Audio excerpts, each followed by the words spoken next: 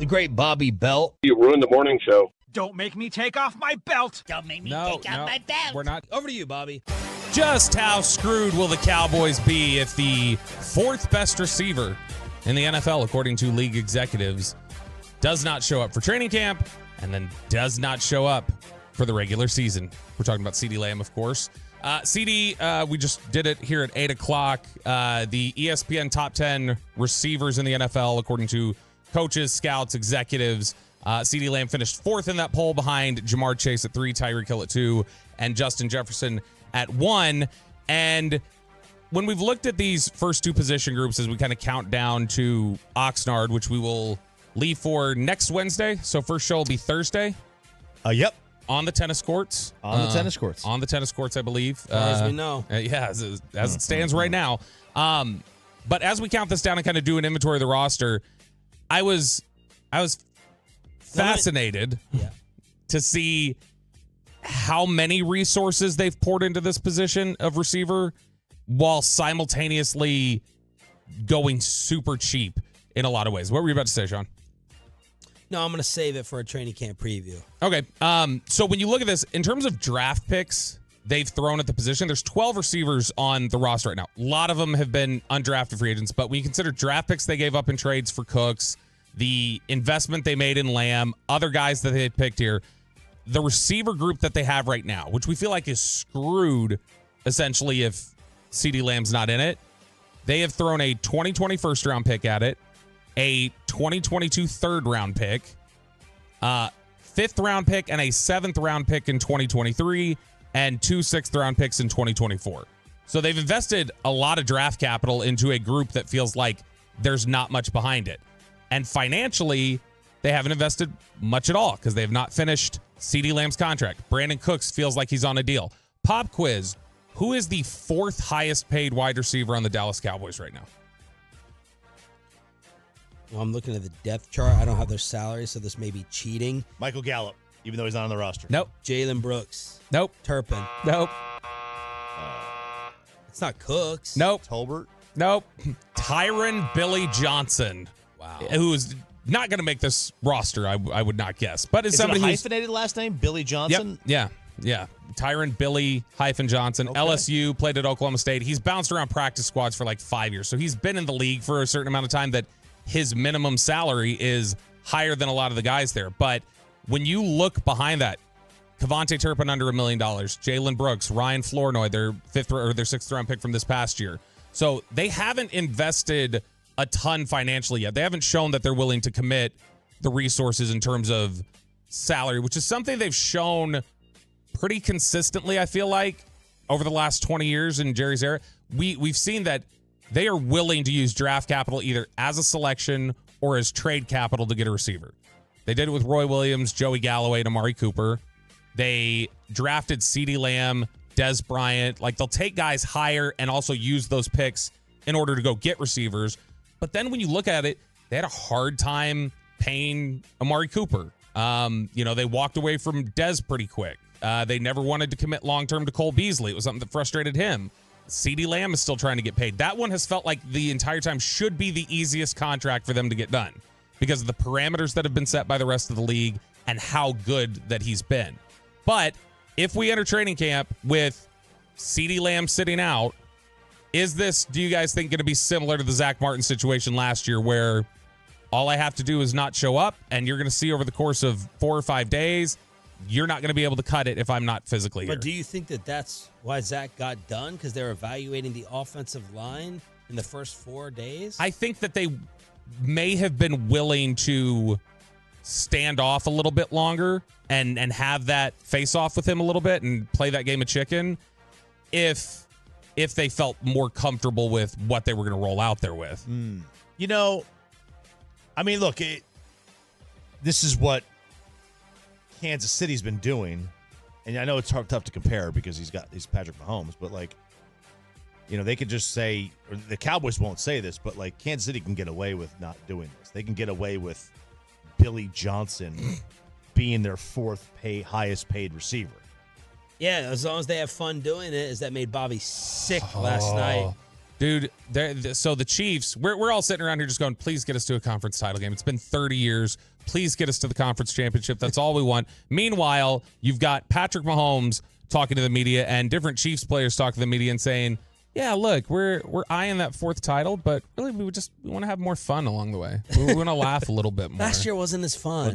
We want to take things a little slower, and enjoy the sunshine a little bit. And so, I mean, they really do sound like the way Patrick Mahomes was talking about this season sounded like a 40-year-old women's group's vision board for the year of like things they want to do. Like, I just want to laugh a little bit more. I want to embrace the chaos a little bit and just learn to not care as much. So yeah, Patrick Mahomes said their focus this year is just having more fun. That's how many titles they've got and how bored they are with it now. Is just they want to have fun, And the Zach comparison question for me is, what got Zach done and how? Because at the Jerry party, I remember there was some very negative, strong negative things being said about the Zach Martin situation by Cowboy officials.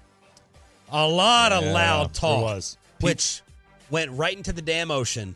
People tend to say some ugly things during negotiations that they then, after the deal is signed, are 1942 in Sprite will make you yes, loose it lips. Will. Loose lips. It will. If they see you doing that, they're going to be upset.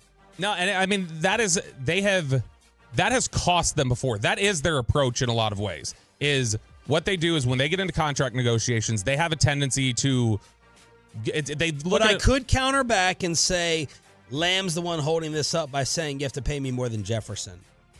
I don't think he's. We can absolutely say that. You have to pay me Jefferson or more than Jefferson. It's possible. I don't think he's saying that though. Are you reporting that or are you guessing?